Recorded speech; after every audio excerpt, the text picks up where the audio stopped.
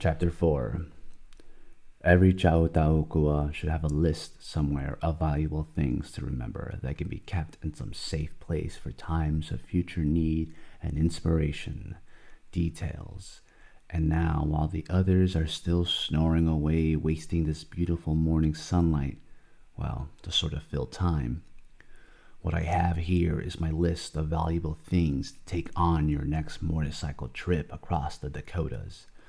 I've been awake since dawn. Chris is still sound asleep in the other bed. I started to roll over for more sleep, but heard a rooster crowing, and then became aware we are on vacation, and there is no point in sleeping. I can hear John right through the motel partition, sawing wood in there, unless it's Sylvia. No, that's too loud. Damn chainsaw's what it sounds like. I got so tired of forgetting things on trips like this, I made this up and stored it in a file at home to check off when I am ready to go. Most of the items are commonplace and need no comment. Some of them are peculiar to motorcycling and need some comment. Some of them are just plain peculiar and need a lot of comment.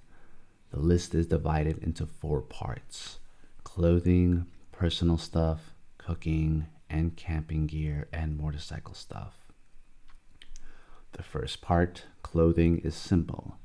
2 changes of underwear, long underwear, 1 change of shirt and pants for each of us. I use Army surplus fatigues. They're cheap, tough, and don't show dirt. I had an item called dress clothes at first, but John penciled tux after this item. I was just thinking of something you might want to wear outside a filling station. Item 4, 1 sweater and jacket each. Item 5, gloves. Unlined leather gloves are best because they prevent sunburn, absorb sweat, and keep your hands cool. When you're going for an hour or 2, little things like this aren't important. But when you're going all day, long day after day, they become plenty important. Item 6, cycle boots. Item 7, rain gear. Item 8, helmet and sunshade. Item 9, bubble. This gives me claustrophobia, so I use it only in the rain, which otherwise at high speeds stings your face like needles. Goggles. I don't like windshields because they also close you in. These are some British laminated plate glass goggles that work fine. The wind gets behind sunglasses. Plastic goggles get scratched up and distort vision. The next list is personal stuff: combs, billfold, pocket knife, memoranda booklet, pen, cigarettes and matches, flashlight, soap and plastic soap container, toothbrushes and toothpastes, scissors, APCs for headaches, insect repellent, deodorant. After a hot day on a cycle, your best friends don't need to tell you. Sunburn lotion. On a cycle, you don't notice sunburn until you stop, and then it's too late. Put it on early. Band-aids, toilet paper, washcloth. This can go into a plastic box to keep other stuff from getting damp. Towel. Books. I don't know of any other cyclist who takes books with him. They take a lot of space, but I have 3 of them here anyway, with some loose sheets of paper in them for writing. These are: Item 1, the shop manual for this cycle. Item 2, a general troubleshooting guide containing all the technical information I can never keep in my head. This is Chilton's Motorcycle Troubleshooting Guide, written by Ossie Rich and sold by Sears Roebuck. A copy of Thoreau's Walden, which Chris has never heard and which can be read 100 times without exhaustion. I try always to pick a book far over his head and read it as a basis for questions and answers rather than without interruption. I read a sentence or 2, wait for him to come up with his usual barrage of questions, answer them, then read another sentence or 2. Classics read well this way. They must be written this way. Sometimes we have spent a whole evening reading and talking and discover we have only covered 2 or 3 pages. It's a form of reading done a century ago, when Chautauquas were popular. Unless you've tried it, you can't imagine how pleasant it is to do it this way. I see Chris is sleeping over there completely relaxed, none of his normal tension. I guess I won't wake him up yet. Camping equipment includes item 1, 2 sleeping bags, item 2, 2 ponchos, and 1 ground cloth. These convert into a tent and also protect the luggage from rain while you're traveling. Item 3, rope. Item 4, U.S. geodetic survey maps of an area we hope to do some hiking. Item 5, machete. Item 6, a compass. Item 7, a canteen. I couldn't find this anywhere when we left. I think the kids must have lost it somewhere. Item 8, 2 army surplus mess kits with knife, fork, and spoon. Item 9, a collapsible sterno stove with 1 medium-sized can of sterno. This is an experimental purchase. I haven't used it yet. When it rains or when you're above the timberline, firewood is a problem. Some aluminum screw-top tins for lard, salt, butter, flour, sugar. A mountaineering supply house sold us these years ago. Brillo for cleaning. And 2 aluminum frame backpacks. Motorcycle stuff. A standard toolkit comes with a cycle and is stored underneath the seat. This is supplemented with the following: a large adjustable open-end wrench, a machinist's hammer, a cold chisel, a taper punch, a pair of tire irons, a tire patching kit, a bicycle pump, a can of molybdenum disulfide spray for the chain. This has tremendous penetrating ability into the inside of each roller where it really counts, and the lubricating superiority of molybdenum disulfide is well known. Once it has dried off, however, it ought to be supplemented with good old SAE 30 engine oil. Impact driver, a point file, feeler gauge, and a test lamp. Spare parts include plugs, throttle, clutch, and brake cables, points, fuses, headlight and taillight bulbs, chain coupling link with keeper, cotter pins, baling wire, spare chain. This is just an old one that was about shot when I replaced it, enough to get to a cycle shop if the present one goes. And that's about it. No shoelaces. It would probably be normal about this time to wonder what sort of U-Haul trailer all this is in, but it's not as bulky, really, as it sounds. I'm afraid these other characters will sleep all day if I let them. The sky outside is sparkling and clear. It's a shame to waste it like this. I go over finally and give Chris a shake. His eyes pop open. Then he sits bolt upright, uncomprehending. Shower time, I say. I go outside. The air is invigorating. In fact, Christ, it is cold out. I pound on the Sutherland's door. Yep, comes John's sleepy voice through the door. Yep. It feels like autumn. The cycles are wet with dew. No rain today, but cold. It must be in the 40s. While waiting, I check the engine oil level and tires and bolts and chain tension.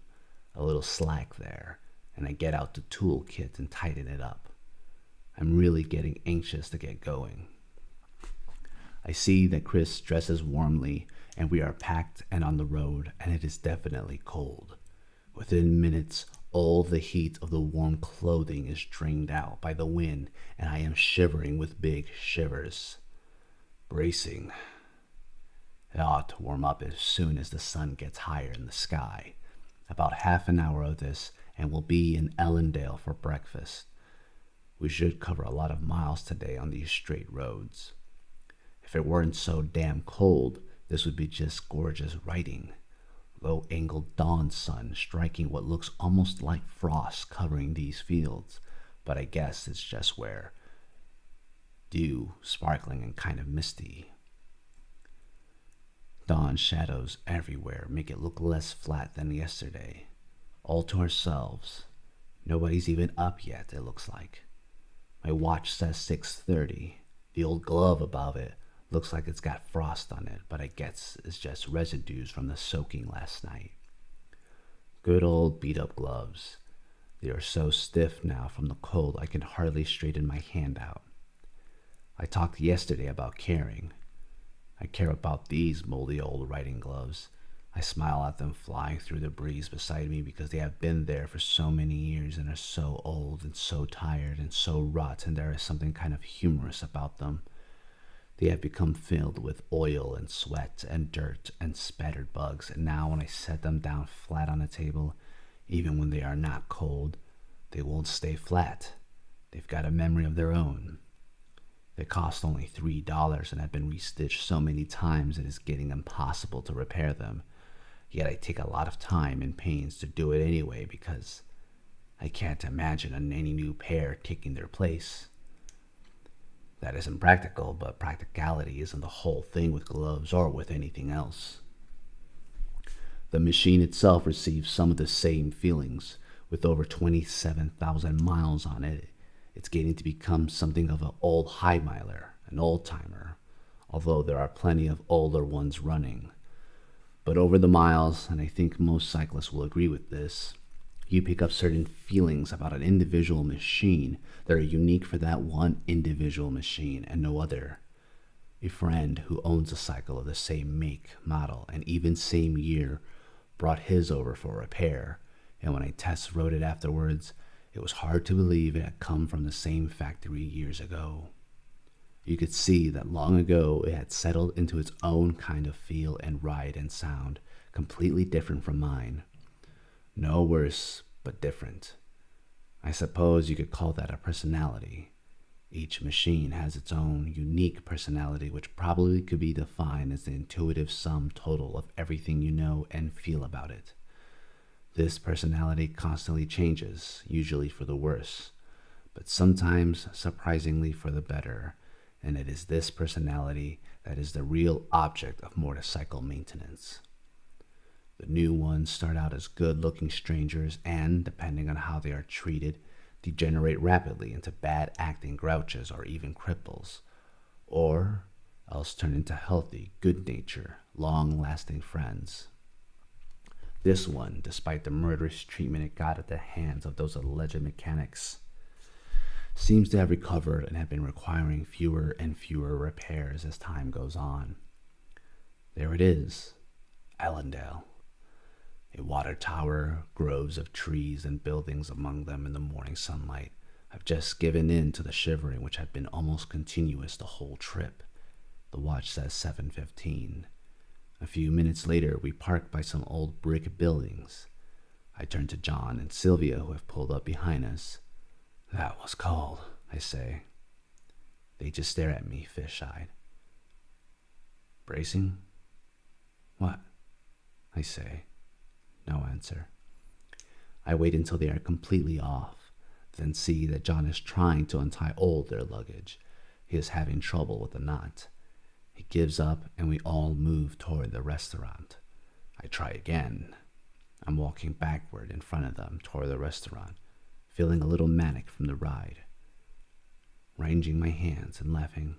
Sylvia, speak to me. Not a smile. I guess they really were cold. They order breakfast without looking up. Breakfast ends, and I say finally, what's next? John says slowly and deliberately, we're not leaving here until it warms up. He has a sheriff at sundown tone in his voice, which I suppose makes it final. So John and Sylvia and Chris sit and stay warm in the lobby of the hotel adjoining the restaurant while I go out for a walk. I guess they're kind of mad at me for getting them up so early to ride through that kind of stuff. When you're stuck together like this, I figure small differences in temperament are bound to show up. I remember, now that I think of it, I've never been cycling with them before 1 or 2 o'clock in the afternoon, although for me, dawn and early morning is always the greatest time for riding. The town is clean and fresh, and unlike the one we woke up in this morning, some people are on the street and are opening stores and saying good morning, and talking and commenting about how cold it is. 2 thermometers on the shady side of the street read 42 and 46 degrees. One in the sun reads 65. After a few blocks, the main street goes on to two hard and muddy tracks into a field, past a Quonset hut full of farm machinery and repair tools, and then ends in a field. A man is standing in the field and is looking at me suspiciously, wondering what I am doing, probably, as I look into the Quonset hut. I return down the street, find a chilly bench, and stare at the motorcycle. Nothing to do. It was cold, all right, but not that cold. How do John and Sylvia ever get through Minnesota winters, I wonder? There's kind of a glaring inconsistency here that's almost too obvious to dwell on. If they can't stand physical discomfort and they can't stand technology, they've got a little compromising to do. They depend on technology and condemn it at the same time. I'm sure they know that, and that just contributes to their dislike of the whole situation. They're not presenting a logical thesis, they're just reporting how it is. But 3 farmers are coming into town now, rounding the corner in that brand new pickup truck. I'll bet with them it's just the other way around. They're going to show off that truck and their tractor and their new washing machine, and they'll have the tools to fix them if they go wrong, and know how to use the tools. They value technology, and they're the ones who need it the least. If all technology stopped tomorrow, these people would know how to make out. It would be rough, but they survive. John and Sylvia and Chris and I would be dead in a week. This condemnation of technology is ingratitude. That's what it is. Blind alley, though. If someone's ungrateful and you tell him he's ungrateful, okay, you call them a name. You haven't solved anything. A half hour later, the thermometer by the hotel reads 53 degrees. Inside the empty main dining room of the hotel, I find them, looking restless. They seem, by their expressions, to be in a better mood, though, and John says optimistically, "I'm going to put on everything I own, and then we'll make it all right." He goes out to the cycles, and when he comes back says, "I sure hate to unpack all that stuff, but I don't want another ride like that last one."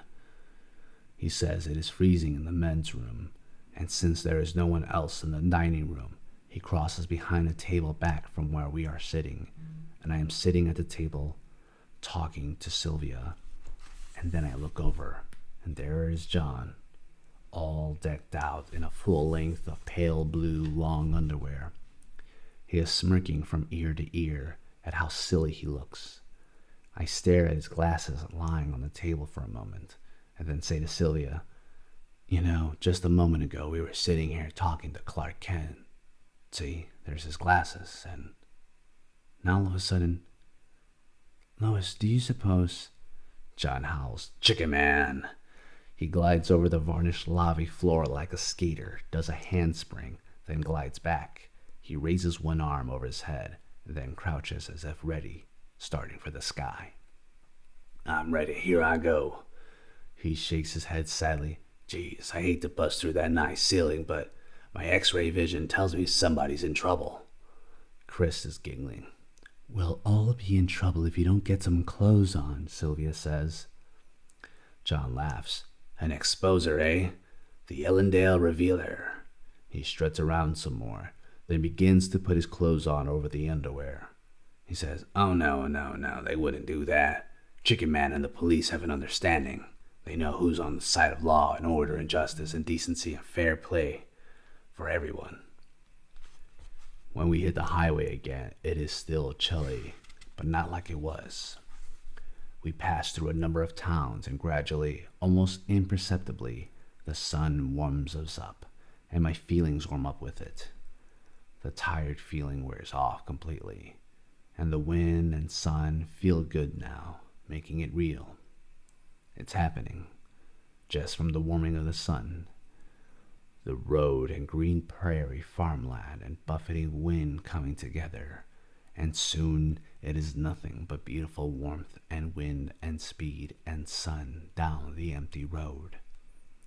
The last chills of the morning are thawed by the warm air, wind and more sun and more smooth road. so green this summer and so fresh. There are white and gold daisies among the grass in front of an old wire fence, a meadow with some cows, and far in the distance a low rising of the land with something golden on it. Hard to know what it is. No need to know. When there is a slight rise in the road, the drone of the motor becomes heavier. We top the rise, see a new spread out land before us. The road descends and the drone of the engine falls away again. Prairie, tranquil and detached.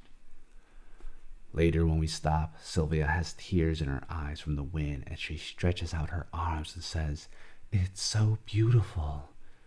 It's so empty." I show Chris how to spread his jacket on the ground and use an extra shirt for a pillow. He is not at all sleepy. Okay. I just have to check the time. He's not at all sleepy, but I tell him to lie down anyway. He'll need the rest. I open up my own jacket to soak up more heat. John gets his camera out. After a while, he says, This is the hardest stuff in the world to photograph. You need a 360-degree lens or something. You see it, and then you look down on the ground, glass, and it's just nothing. As soon as you put a border on it, it's gone. That's what you don't see in a car, I suppose. Once, when I was about 10, we stopped like this by the road, and I used half a roll of film taking pictures. And when the pictures came back, I cried. There wasn't anything there. "When are we going to get going?" Chris asked. "What's your hurry?" "I just want to get going. There's nothing up ahead that's any better than it is right here." He looks down silently with a frown. "Are we going camping tonight?" The Sutherlands look at me apprehensively. "Are we?" he repeats. "We'll see later." "Why later?" "Because I don't know now." "Why don't you know now?" "Because, well, I just don't know now why I just don't know." John shrugs that it's okay. This isn't the best camping country. There's no cover and no water. But suddenly I add, "All right, tonight we'll camp out." We had talked about it before. So we moved down the empty road. I don't want to own these prairies, or photograph them, or change them, or even stop or even keep going. We were just moving down the empty road. Oof.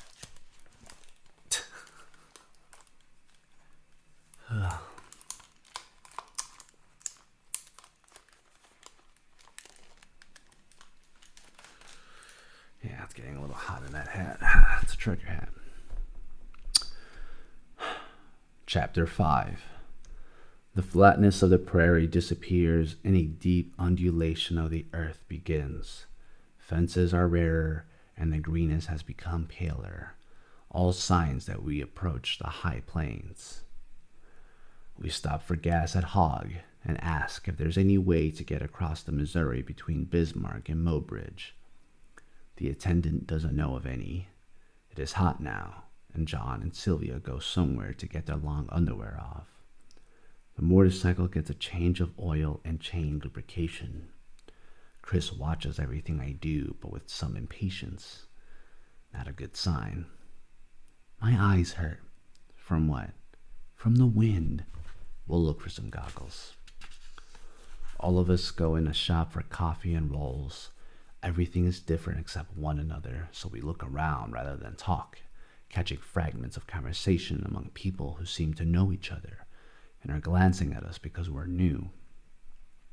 Afterward, down the street, I find a thermometer for storage in the saddlebags and some plastic goggles for Chris.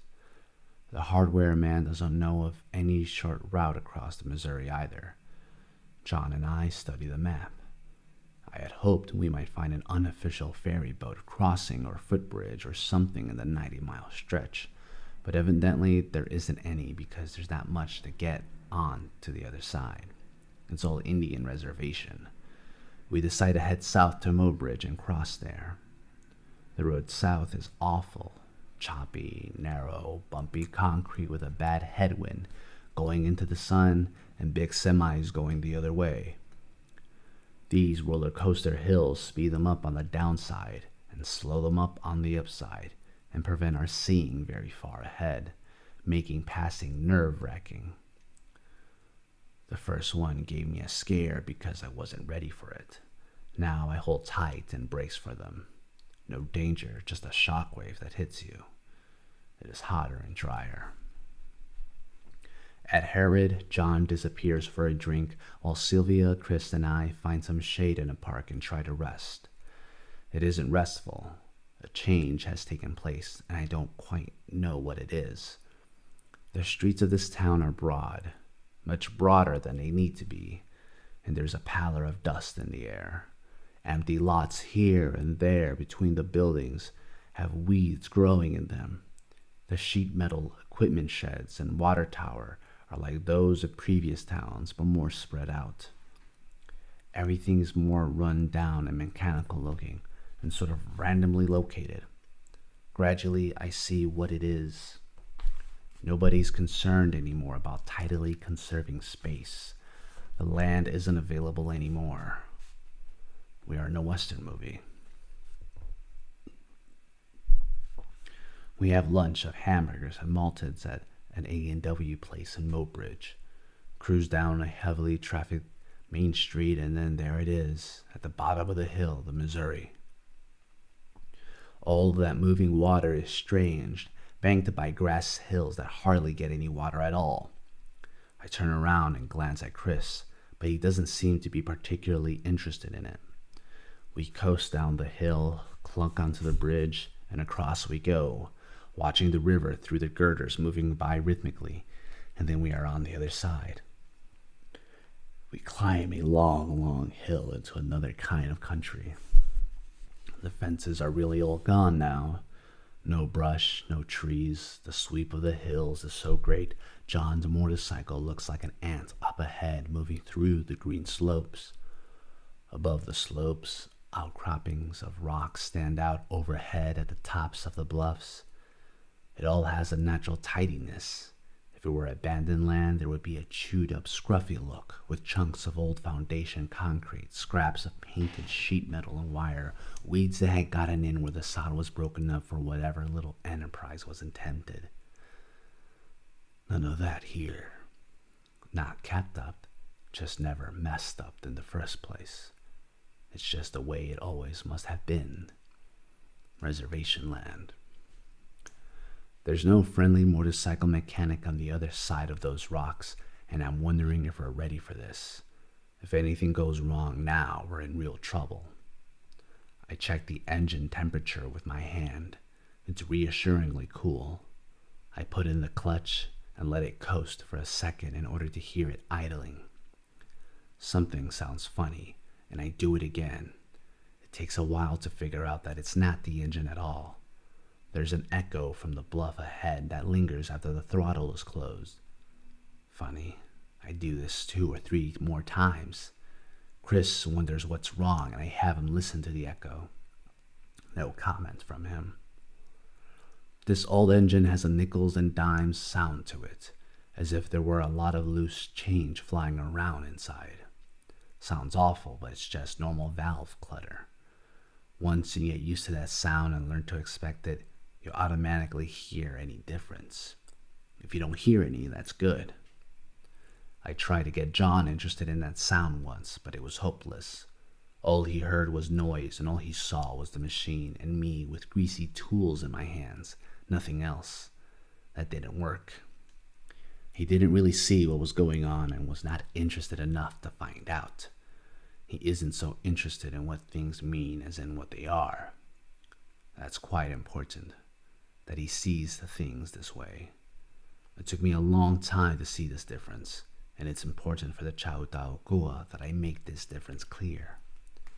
I was so baffled by his refusal, even to think about any mechanical subject. I kept searching for ways to clue him to the whole thing, but didn't know where to start.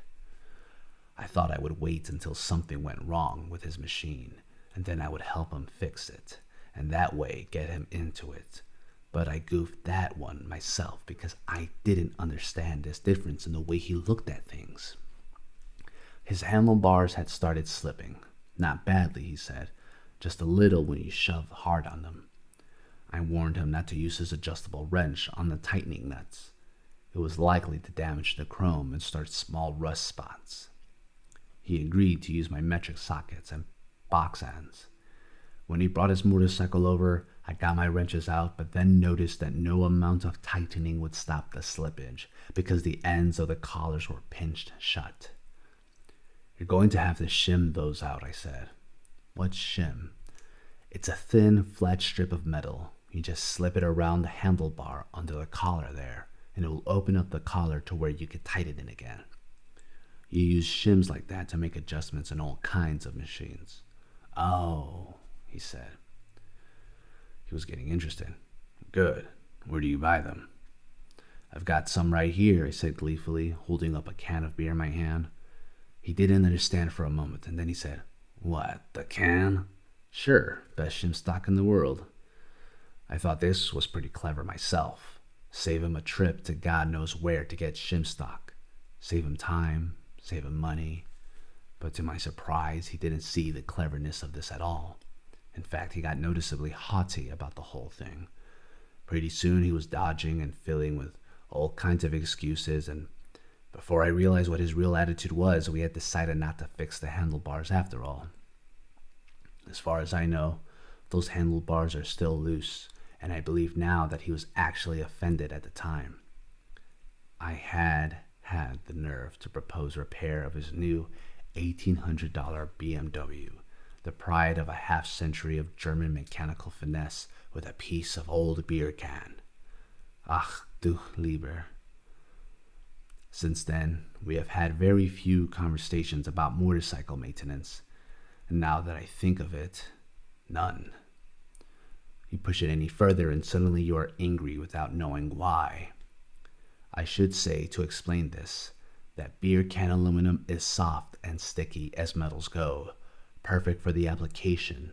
Aluminum doesn't oxidize in wet weather, or more precisely, it always has a thin layer of oxide that prevents any further oxidation, which is also perfect. And in other words, any true German mechanic with a half-century of mechanical finesse behind him would have concluded that this particular solution to this particular technical problem was perfect. For a while, I thought what I should have done was sneak over to the workbench, cut a shim from the beer can, remove the printing, and then come back and tell him we were in luck. It was the last one I had, specially imported from Germany, that would have done it. A special shim from the private stock of Baron Alfred Krupp, who had to sell it at great sacrifice. Then he would have gone gaga over it. That Krupp's private shim fantasy gratified me for a while, but then it wore off, and I saw it was just being vindictive. In its place grew that old feeling I've talked about before, a feeling that there's something bigger involved than is apparent on the surface. You follow these little discrepancies long enough, and they sometimes open up into huge revelations. There was just a feeling on my part that this was something a little bigger that I wanted to take on without thinking about it, and I turned instead to my usual habit of trying to extract causes and effects to see what was involved that could possibly lead to such an impasse between John's view of that lovely shim and my own. This comes up all the time in mechanical work. A hang-up. You just sit and stare and think and search randomly for new information and go away and come back again, and after a while the unseen factors start to emerge. What emerged in vague form at first, and then in sharper outline, was the explanation that I had been seeing that shim in a kind of intellectual, rational, cerebral way, in which the scientific properties of the metal were all that counted. John was going at it immediately and intuitively, grooving on it. I was going at it in terms of underlying form. He was going at it in terms of immediate appearance. I was seeing what the shim meant. He was seeing what the shim was. That's how I arrived at that distinction. And when you see what the shim is, in this case, it's depressing. Who likes to think of a beautiful precision machine fixed with an old hunk of junk? I guess I forgot to mention John is a musician, a drummer, who works with groups all over town and makes a pretty fair income from it. I suppose he just thinks about everything the way he thinks about drumming, which is to say he doesn't really think about it at all. He just does it, is with it. He just responded to fixing his motorcycle with a beer can the way he would respond to someone dragging the beat while he was playing. It just did a big thud with him, and that was it. He didn't want any part of it. At first, this difference seemed fairly minor, but then it grew and grew and grew until I began to see why I missed it. Some things you miss because they're so tiny you overlook them, but some things you don't see because they're so huge. We were both looking at the same thing, seeing the same thing, talking about the same thing, thinking about the same thing, except he was looking, seeing, talking, and thinking from a completely different dimension. He really does care about technology. It's just that in this other dimension, he gets all screwed up and is rebuffed by it. It just won't swing for him. He tries to swing it without any rational premeditation and botches it and botches it and botches it, and after so many botches, gives up and just kind of puts a blanket curse on that whole nuts and bolts scene. He will not or cannot believe there's anything in this world for which grooving is not the way to go. That's the dimension he's in, the groovy dimension. I'm being awfully square talking about all this mechanical stuff all the time. It's all just parts and relationships and analysis and synthesis and figuring things out, and it isn't really here. It's somewhere else, which thinks it's here, but it's a million miles away. This is what it's all about. He's on this dimensional difference which underlie much of the cultural changes of the 60s, I think, and is still in the process of reshaping our whole national outlook on things. The generation gap has been a result of it. The names beat and hip grew out of it. Now it's become apparent that this dimension isn't a fad that's going to go away next year or the year after. It's here to stay because it's a very serious and important way of looking at things that looks incompatible with reason and order and responsibility, but actually is not. Now we are down to the root of things. My legs have become so stiff they are aching. I hold them out one at a time and turn my foot as far to the left and to the right as it will go to stretch the leg. It helps, but then the other muscles get tired from holding the legs out. What we have here is a conflict of visions of reality. The world as you see it is right here, right now. It is reality, regardless of what the scientists say it might be. That's the way John sees it, but the world as revealed by its scientific discoveries is also reality, regardless of how it may appear, and people in John's dimension are going to have to do more than just ignore it if they want to hang on to their vision of reality. John will discover this if his points burn out. That's really why he got upset that day when he couldn't get his engine started. It was an intrusion on his reality. It just blew a hole right through his whole groovy way of looking at things, and he would not face up to it because it seemed to threaten his whole lifestyle. In a way, he was experiencing the same sort of anger scientific people must have sometimes felt about abstract art, or at least used to have. That didn't fit their lifestyle either. What you've got here really are two realities, one of immediate artistic appearance and one of underlying scientific explanation, and they don't match, and they don't fit, and they don't really have much of anything to do with one another. That's quite a situation. You might say there's a little problem here. At one stretch in the long, desolate road, we see an isolated grocery store. Inside, in back, we find a place to sit on some packing cases and drink canned beer. The fatigue and backache are getting to me now. I push the packing case over to a post and lean on that. Chris's expression shows he's really settling into something bad. This has been a long, hard day. I told Sylvia way back in Minnesota that we could expect a slump in spirits like this on the second or third day, and now it's here. Minnesota. When was that? A woman, badly drunk, is buying beer for some man she's got outside in a car. She can't make up her mind what brand to buy, and the wife of the owner waiting on her is getting mad.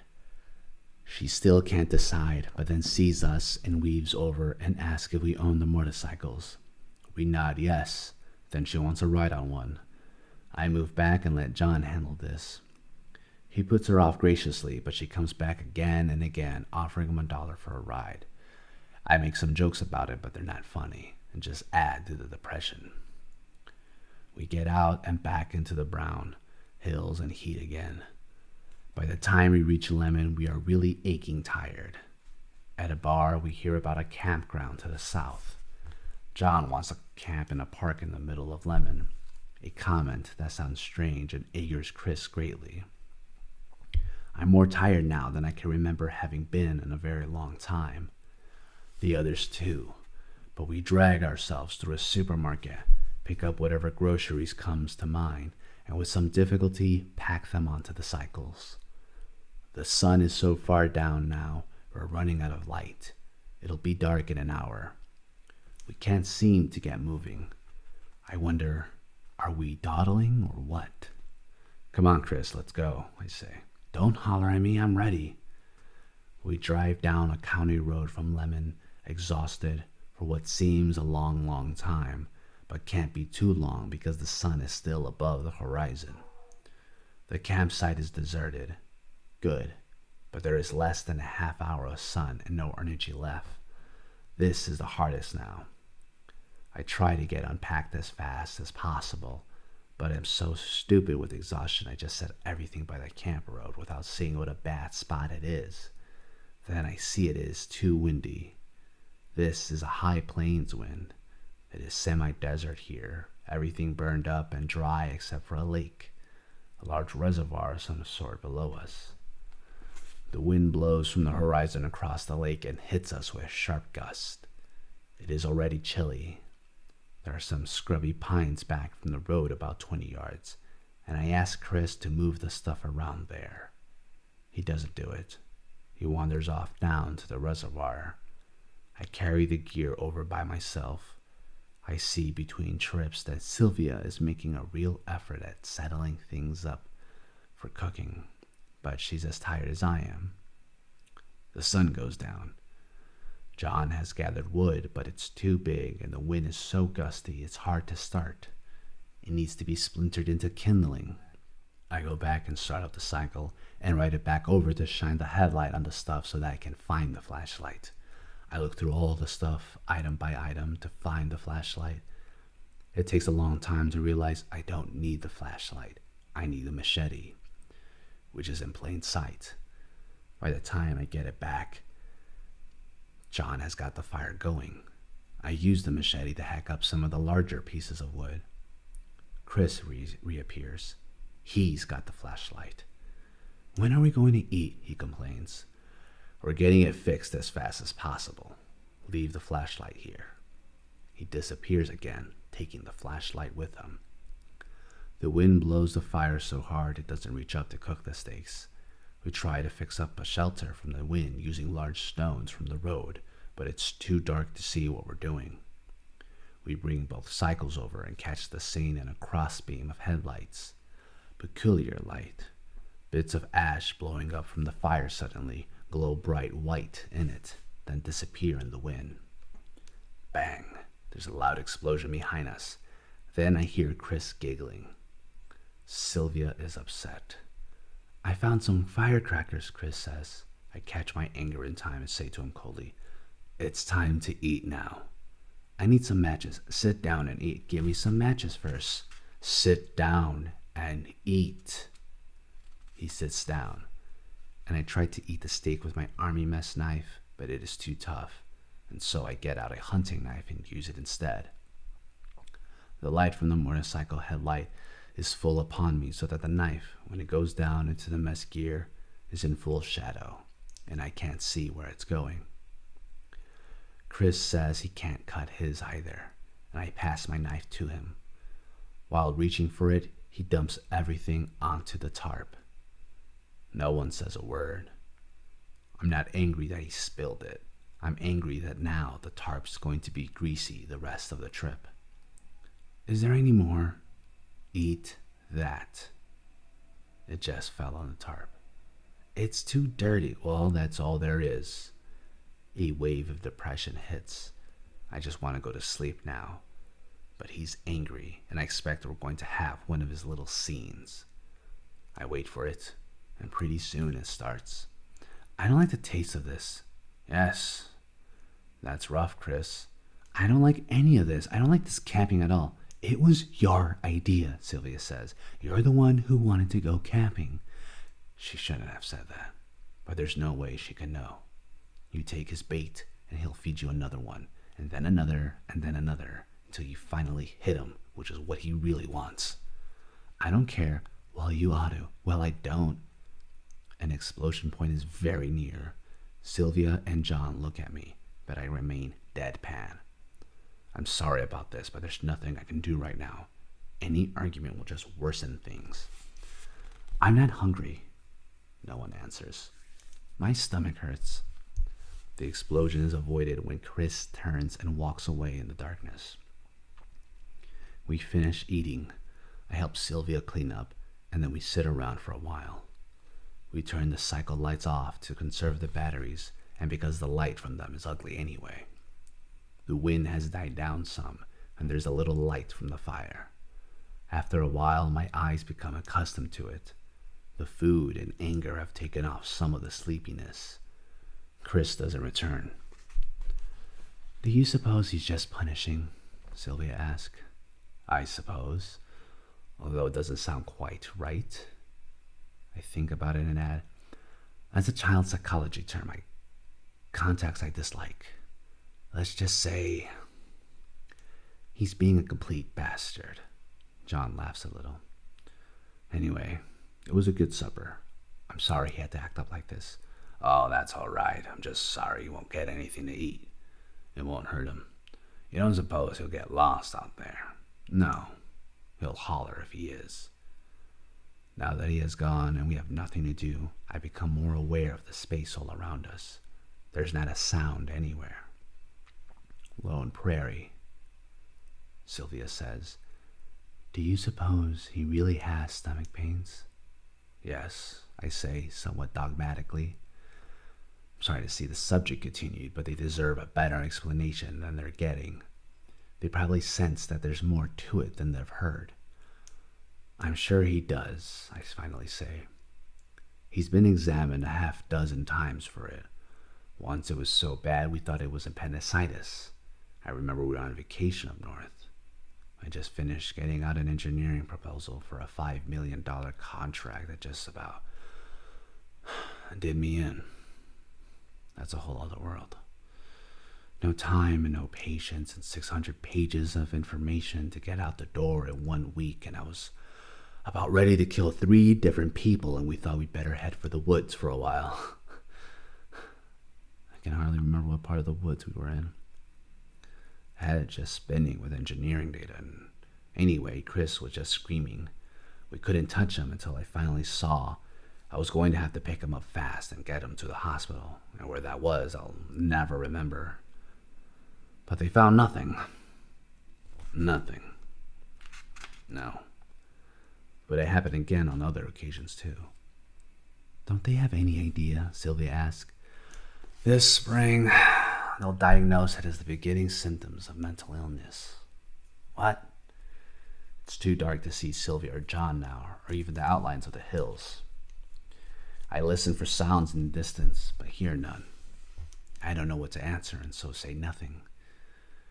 When I look hard, I can make out stars overhead, but the fire in front of us makes it hard to see them. The night all around is thick and obscure. My cigarette is down to my fingers, and I put it out. I didn't know that, Sylvia's voice says. All traces of anger are gone. We wondered why you brought him instead of your wife. I'm glad you told us.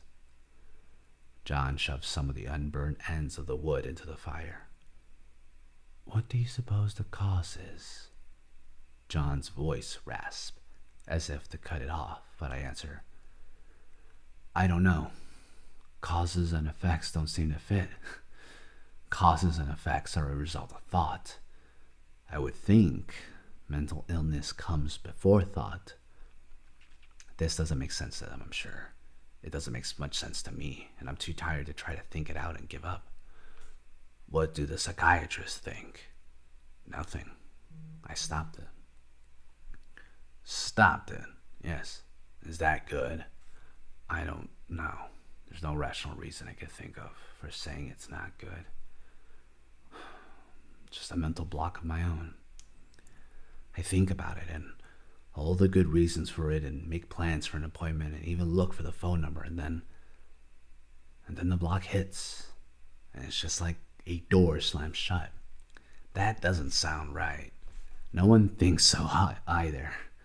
I suppose I can't hold out forever. But why? Sylvia asked. I don't know why. It's just that, I don't know, they're not kin. Surprising word, I think to myself. Never used it before. Not of kin. Sounds like hillbilly talk. Not of a kind. Same root. Kindness. They can't have real kindness toward him. They're not his kin. That's exactly the feeling. Old word, so ancient it's almost drowned out. What a change through the centuries. Now anybody can be kind, and everybody's supposed to be. Except that long ago it was something you were born into and couldn't help. Now it's just a faked up attitude half the time, like teachers the first day of class. But what do they really know about kindness who are not kin? It goes over and over again through my thoughts. Mein kind, my child. There it is in another language. Mein Kinder. Raritet so spakt durch Nacht und Wind. Es ist der Wetter mit seinem Kind. Strange feeling from them. What are you thinking about? Sylvia asked. An old poem by Goethe. It must be 200 years old. I had to learn it a long time ago.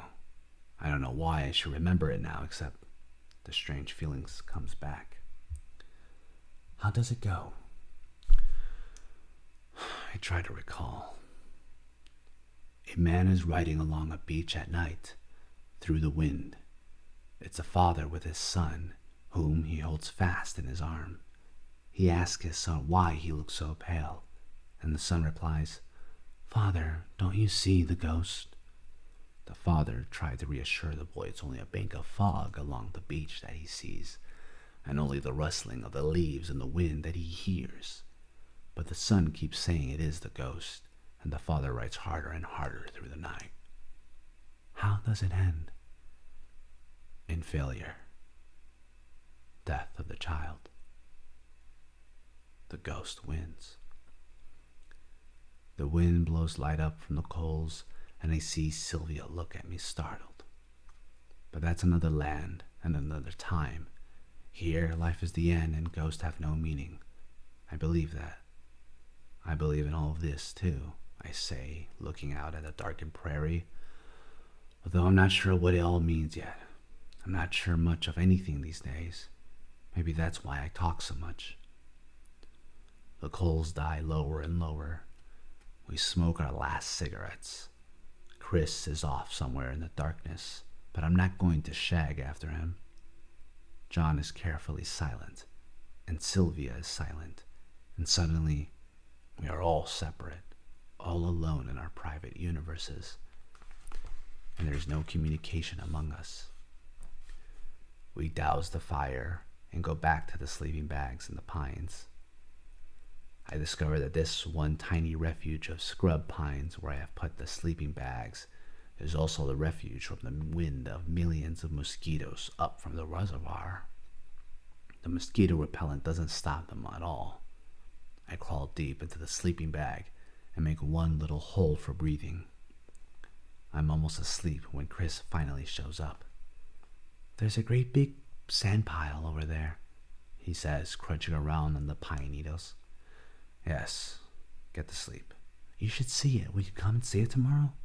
We won't have time. Can I play over there tomorrow morning? Yes.